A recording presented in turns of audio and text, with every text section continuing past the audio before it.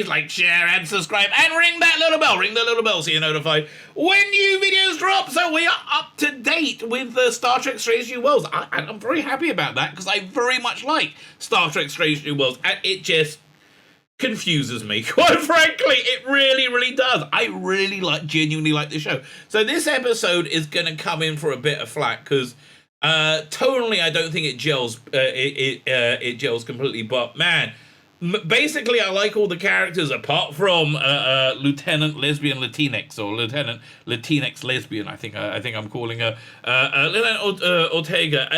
She's just grating, right? She's just grating. Honestly, I think having the security chief as well, it's both Ortega and the security chief seem to have been on the surface written as male roles and actively cast as female, with female actors. And in the Noonien Sung's case, I think it worked because she's a damn good actor, that woman, right? Really good. She plays like a different character in this week's episode. And she's brilliant. And also she starts to sing. Is she an opera singer? Like what's her name? Emmy Rossum. The woman from the American version of Shameless, right? I had no idea she got a start as an opera singer. She was in Phantom of the Opera. As one time I heard her being interviewed, she breaks into the song. Man, she had a voice of an angel. She has a voice of an angel. So I have no idea if the actress is the same, but I think that actress is really top notch and was able to imbue that character with life. And I like that there is femininity within that character, whereas Ortega is basically a Latino or Italian Chekhov, right? Kind of a cheeky younger chappy, played by a woman with the size of a head shaved. It's so boring, right? And she's not a terrible actress, but like I don't think she's the same caliber as the woman playing Noonien Singh, who's really able to imbue that character with believability, right? Whereas Ortega, I don't think that. But I think Lieutenant Ortega is a holdover from the world of woke, the world of Kurtzman Trek, which has just generally speaking been terrible, absolutely terrible. And I'm hoping I'll just get used to her, right? Or they don't focus on her, or they just replace her. How about they get hit by a weird reality beam and she's played by a bloke? That would be fine, right? Then it would all fit together. But that's really my only real that's my major criticism of this series. I think it looks absolutely beautiful. I really do. I am just a sucker for the original series design aesthetic reimagined in a modern way. I loved it in the fan films. I love it now, right? I really genuinely do. I think the beauty of it really does sway me. I'll be honest there, but I think the writing's good. So this episode has two parts to it, which they don't gel, right? So it's an episode centering on the Doctor character I really like, and again, I don't know if it's in the script or I don't know if it's in the performance. But I like this character and I like his story, and we deal specifically with the story with his daughter. And they're in like a fairy tale. The Enterprise gets turned into a fairy tale realm by a very Star Trek-y, non-corporeal alien, right? And it's a very, very Star Trek-y thing to do. So for me, that works completely. It really, really works very, very, very well. But it's very lighthearted, it's very jokey, right? I think the problem is they had the captain be like this, like a comedy character, right? It was very, very jokey. If they were going to do that, they should have had more of a realistic imagining of a fairy tale, make it more like Game of Thrones. So it's like, I mean, not with a terrible ending, obviously, but it was like scarier. It was real. It was realer because the comedy of it detracts from the horror of it, and it was supposed to be quite horrific. But the end of it, where you have this emotional turn, which completes the story of him and his daughter, made me cry. Honestly, I thought it was absolutely beautiful. I really, genuinely did. If you're not watching the show, I really strongly recommend it. Go in with an open mind. I understand everything Kurtzman's done has been awful, right? Everything, I'm not arguing with you. Everything that Kurtzman's done has been diabolically bad and the opposite of Star Trek, right? I have to say, I kind of like the first 8 episodes of Discovery, where they were clearly still working from Brian Fuller's notes. And I want to go to that alternate universe where I see the Brian Fuller Star Trek Discovery. I bet it was good, right? I bet it was. Basically, I bet it was those first 8 episodes with the Enterprise uniforms that we saw in season 2 of Discovery. Those very bright uniforms. I think that was probably the thing that was the thing that got Brian Fuller shivved in the back over, right? I really do. That's how we got the bland Discovery universe. But anyway, I digress. Strange New Worlds, I have found this a delightful show. This episode particularly feels like Star Trek.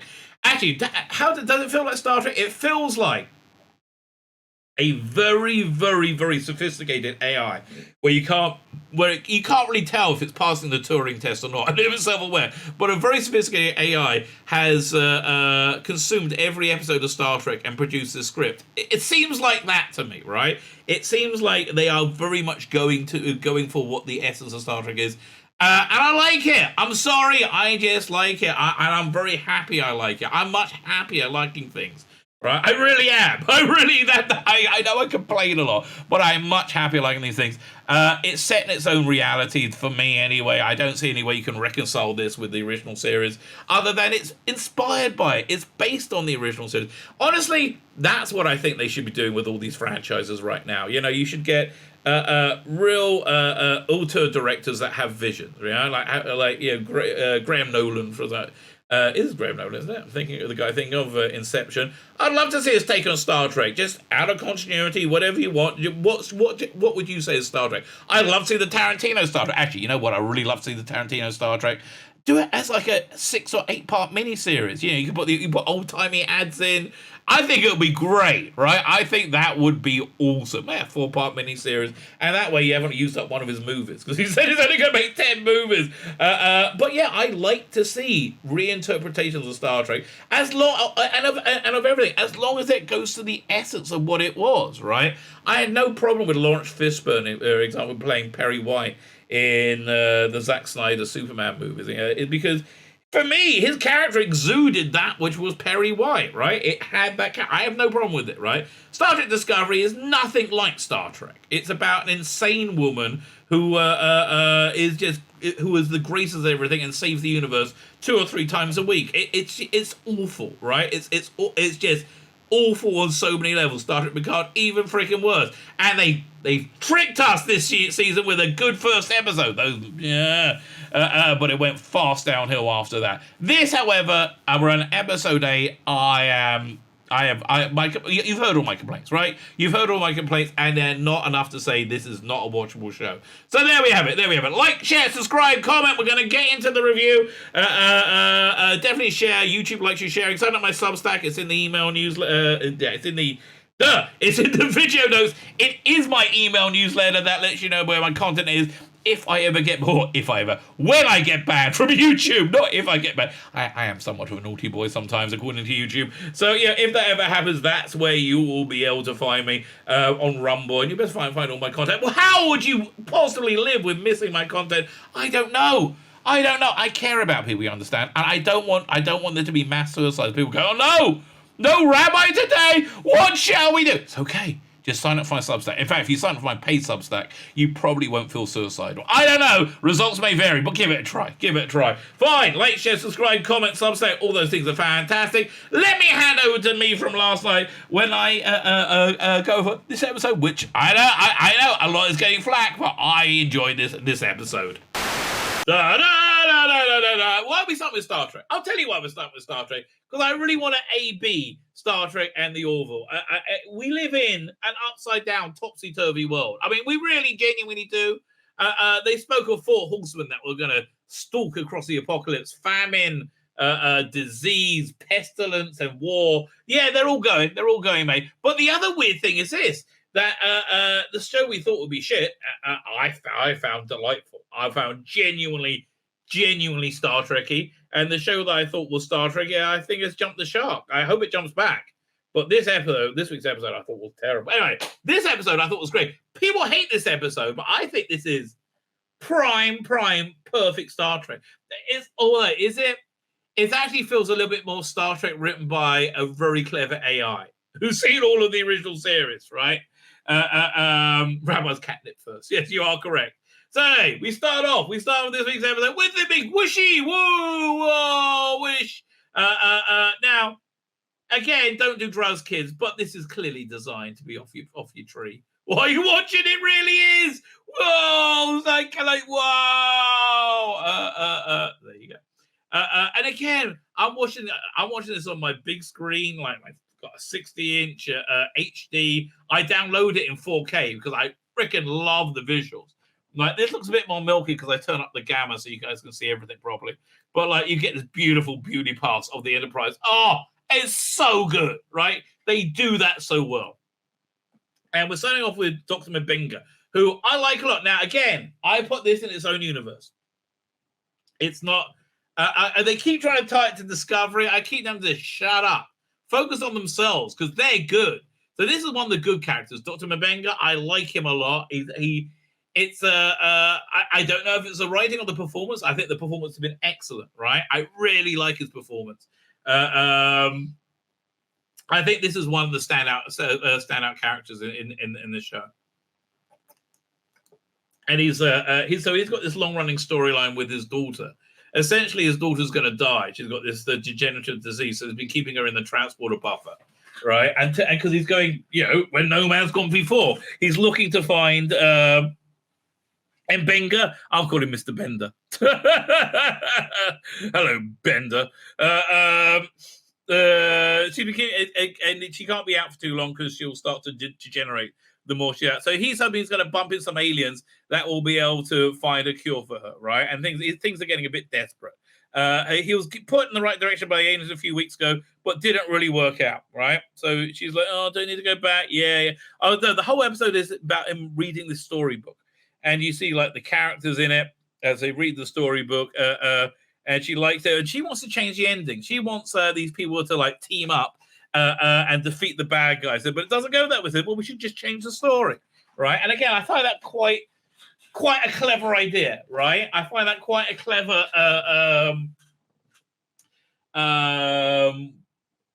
quite a clever way of introducing an idea that you can change the story, right? There you go, doink. So he's like, but that doesn't work that way. And he's very stuck with science, and he beams her up. And then he goes furiously trying to do science, being sciencey. This is actually kind of cool. He does something, and it causes a little explosion, and you see a containment field comes up. And he's working, and number one comes in. Look, you haven't cleared the people, right? That bit on the shuttle or some stuff, right? You haven't done that. He said, "I'm sorry, I've been working this. I got to work." Meanwhile, they're in this they're in a strange new world, right? They're in this weird bit of space doing Star Trekky shit, being Star Trekky, right? I like Pike. I like his like mellow, laid back attitude. I like it. Yeah, I'm enjoying that. I don't like Lieutenant Ortega, right? She annoys the crap out of me. She's a major part of this episode. Right, she's a bloke that he casts a woman for to make a point. It's ridiculous, right? Freed concubine slaves as DC. What are you talking about? Who gets mysteriously killed by a nebula? Very Farscape, if you ask me. I don't know. Okay, well, I like Farscape as well. Farscape's awesome. But yeah, I can't stand this character. It's a really weak character because it's an average actress on a part that's paper thin and doesn't work. This is basically a cheeky, like Chekhov, like an Italian Chekhov. That's who it is, a horny Italian Chekhov. That's basically it is. So they try and leave, and they can't, and they're stuck. So they call up the chief engineer. Like this character too. The only one I really don't like is Lieutenant Latinx lesbian. Right, I really don't like her. Right. He's like, well, the engineer, the warp drive's going okay. Why aren't we moving? So he presses the go button again, and he goes, "No!" And they're thrown across the room. And it's like he calls to, was it M'Benga? Bender. Hello, Bender. Get down to the bridge. Oh yeah, because the number one made him go and have a nap. So he goes, bridge. And he goes and bridge. It's weirdly changed and different, right? And you're like, is this some kind of hallucination he's having? And he's like, and then you kind of realize that it's real. And all the characters have changed identities. So you got the captain is now this like foofy coward guy. He realizes it's this guy from the story. And you're into the titles, right? If only the music was better on the titles. But I love those impulse engines. Oh, man, those impulse engines shouldn't make me warm and tingly, but they do. They do. Oh, a bit of the flickage. And again, nasals. It's just gorgeous. It's all gorgeous. And then whooshy. And again, don't do drugs, kids. But it would be awesome if you did. That's all I'm saying. That's all I'm saying. And then, oh yeah, look, we've got this great shot with the Enterprise, and we see the grills. Oh, I love the grills. It's so cool. Whoosh as it goes. And then whoosh, straight to your world. Da, da, da, but the music's very bland. So this is I'm trying to work out, what is this, like a Q episode? Right? And it is a Q-like episode. Is it silly? Is it serious? It's a bit of everything. Does the tone gel? Actually, it doesn't. That's my criticism of the episode. The tone doesn't really gel that well. The two direct, like this sort of silly, the inherent silliness of the fairy tale book is being imposed on there. Even though it's a serious thing, being imposed on it, it lightens it, right? So he's the king, and there's like, what's going on? Oh, I went the wrong way. I'm sorry. So he's the king. And oh yeah, it's so annoying. This male character is Lieutenant Lesbian, who's a swordsman, and he works out he's in the story, and he's trying to work out if he's hallucinating or if something's like altered the reality. And so he goes to check the computer, and he says system analysis. Everything's fine, baby. Everything's fine. It's not everything's fine. Everyone's crazy. He says, okay, fine. I got to go back to my office. Yeah, he's got to go back to sickbay to work out what's going on. And the whole ship has changed. And again, the lightness of it doesn't really convey the horror of it, which is, I think those are the two things are pulling against each other, right? So then, we get Nurse Chapel, who is so hot. Okay, listen, I understand I'm being very superficial. Like, it looks pretty. And Nurse Chapel's hot. It looks pretty, right? I understand being superficial, but they're so hot. What do you want at me? Oh, she's in a different outfit. We could have seen a bit of leg. That would have been better. But what can you do? She's actually a good actress, right? I like her performance. Or maybe I just want to sleep with her. I can't tell. But I do like her performance. So she scans his aura, and he scans it with his... Woo, woo, woo. So he's still got his memory. He's still him, right? And not everybody else has these other characters imprinted on them. And then she says, this other person's coming up. And it's the security chief, who is surprisingly buxom. And she's like a big... She's complaining about the villain who's down below, who's like stopping people go there, and she's just generally speaking very buxom and looks quite a bit taller now. And also we got Nurse Chapel there. I think this could really work out well. She plays. She's very good because she actually conveys a different character. Although I think she's a very good actress, this woman, right? I've seen her in a bunch of things. She just keeps getting cast in similar roles, but I really like her doing something different with this. And again, more Nurse Chapel, the better, in my mind. But lesbian Latinx, Lieutenant lesbian Latinx, you can go. So they're going to go confront the bad guys. Meanwhile, the engineer still has his memory, still knows. He's the only person who knows who he is. He's like, what's going on? And I think she was the helmswoman. And they're, again, very jiggly, liking the strapless dress. It's working for me, baby. He's like, you know what's going on? I said, okay, you're the only person who knows what's going on. You're supposed to be this character. She's a bit snarly, and they take him to the evil people, right? So we need... the reason he's the king is because he's got control of this magic thing, right? This magic... he says, but, I don't have it. Only he knows where it is. We got to go find it. So they sit and they have a conference, and they tell him basically to stay there, right? Which is a shame because she's very booby.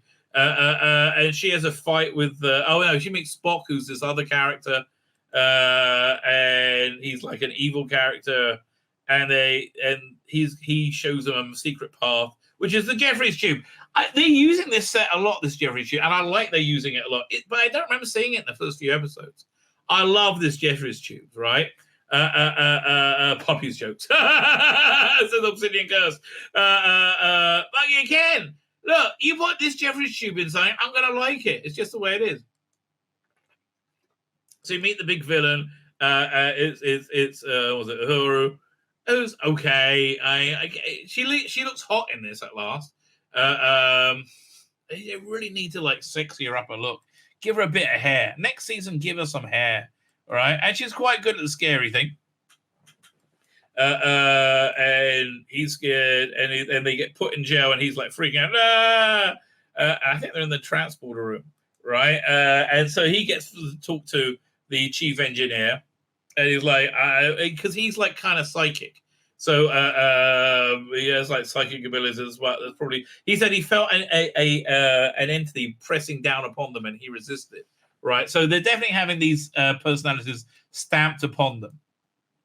He said, "I got my magic wand," and he starts, he breaks everybody out, and oh God, I can't stand her. And they got out. She's all mad. They go looking for her and said, "Don't worry, I will find them." And they catch them when they go into his room, I think. Right, I can't remember. No, they're going back to sick bay. And then number one shows up, and she's the huntress. And it's a kind of weird lesbian fantasy thing going on over here. Maybe just in my head, right? Maybe just in my head. And they go to engineering. I love the engineering set, okay? I freaking love this engineering set. I think it really is really cool. Fine. So they're trying to work out what to do. And they say they got to go. They say that somehow they work out that his daughter's not in the buffer, right? He goes to jet and she's gone, like somebody beamed her out. And it says that happened the minute this happened, right? The moment before this happened. So something's going on. They're all freaking out trying to find his daughter. And so the daughter is the MacGuffin they're looking for now, and he make him be a traitor. And Nurse Chapel is hot, super, super crazy hot. Now we're getting a lesbian fantasy with Nurse Chapel and lesbian Latinx. So they're trying to work out where his daughter could be. Where would she go? She talks about being able to leave sick bay and go to his rooms or something. So he goes, "Oh, she must be there," right? So he goes to his room. But yeah, it goes to the next slide. Doink. Right, but they meet the captain, who turns out to be who's been forced to be a traitor, and they're caught. And they said, "Listen, we just got to get in there, and then everything's going to make sense." But they won't listen. And then so the engineer does this whole thing where he's like a magician. And he's like, "Oh," and he does this weird, like, I kind of like it. And he presses the button, and they all get beamed up. He said, "Abracadabra." So then he goes in the room and he meets his daughter. So I really choke up at this bit, by the way. This whole next thing, I end up crying, genuinely crying, because the emotion I felt was real. So he's desperate. So now we've had the whole silly thing over. Now we're into the real meat of the story, right? And it was just a little bit too, again, surely, right, with this weird bit tacked on, doesn't really work. But this weird bit is very good. So he meets his daughter, and his daughter's been playing with this entity who set this whole thing up for her. So you can play, and then and she scans that she doesn't have that disease anymore, right? And she's trying to work out what's going on. And this guy who's somewhat psychic can let the entity use him as a vessel. So they talk to him and says, "You can't let the girl go. She'll get her disease back. She'll die," right? That's why he's holding them there, right? The entity's holding them there. So she doesn't die, right? He says, "But we gotta go, right? You can't keep the whole crew. It's cruel." So they basically come up with the idea that she the only option is she can stay here. He's like, "But what?" And it's like, "Yeah, she'll become like an entity like me, and we can be together." And it's the only option to save her life, right? Because she's basically going to die, right? Dude, Space 99 Series 2 was awesome. Solder Engine stuff like Space 99 Series 2, that's awesome. What are you talking about? It's a bit camp. I liked it. I think that's why I like this. What do you want me to tell you? So he has this real emotional wrench that he's got to let his daughter go because otherwise she's going to die, right? And so he's got to say goodbye to her. He spent his whole life like trying to rescue her, and this is the only opportunity they have, right? And she becomes a Star Trek entity and vanishes, right? And it's like he's left alone, and it's like there's real grief. I think this is very clever. So then there's a bit of a cop out, but I'm a big softie. I liked it, right? I like the cop out. Then all of a sudden, right there, his daughter comes back, and it's 20 years later for her, right? He said, "You save me," and it's like kind of softens the blow. But basically, she says you got to live your life, right? And I hope they come back and they see each other, right? Or they visit each other again, and then they're all gone. I just found that. Again, I got daughters. I found this very moving, right? I found it really genuinely moving. And so nobody in the crew knows what happens apart from him. And he says his daughter's gone, and they got a missing 5 hours. He said, you know what happens? This is a great story. And it's I think it was a great story, right? I think this was very Star Trek-y, right? It had all the Star Trek-y elements. I don't think it gelled. I think the story was too, again, lightweight. They should have done something, made it a bit scarier, right? A bit more Games of Thrones-y, maybe. I don't know. Like a bit more real. That probably would have worked better. But I'm still liking this series. Honestly, I think it's a success. I do. I think. My name's Tzvi Lebetkin, the Rabbi from another planet. Please like, share, and subscribe, and ring that little bell. Ring the little bell so you're notified when new videos drop.